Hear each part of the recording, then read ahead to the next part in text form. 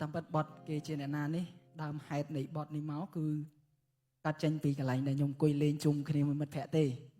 បាទពេលនោះក៏ខ្ញុំអង្គុយលេងជាមួយនឹងមិត្តភ័ក្តិរបស់ខ្ញុំ NPN ចាបាទអី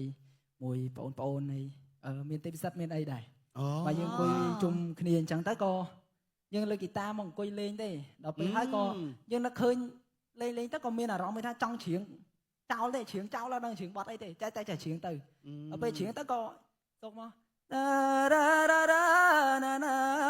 ហើយដល់ពេលហើយអង្គុយរកប្រូលអូមានតែយើងចេញ melody មុនបាទយកតចេញ lyric គេចេញ melody មុនហ្នឹងអញ្ចឹងសិនដល់ពេលក៏អេតអូ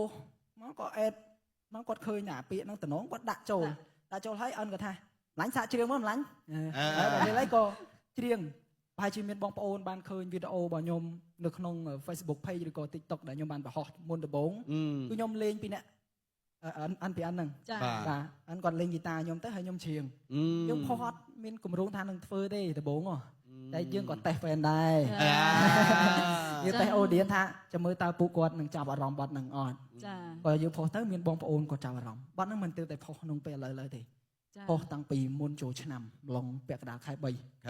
កណ្ដាលខែ3ត្រូវហើយដល់ពេលខ្ញុំទៅច្រៀង tour concert ពេលនោះក៏មាន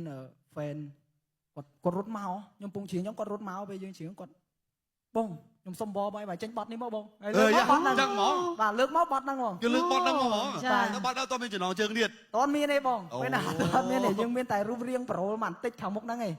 ដល់ពេលហើយក៏នឹកឃើញអាយ៉ាម្នាក់ក៏មានសង្ឃឹមដែរតរាំណាមានបងប្អូនរត់មករកប៉ុណ្ណេះហើយទោះបីជាម្នាក់ក៏យើងមានសង្ឃឹមដែរបាទណាបាទយើងអាចនិយាយបានថា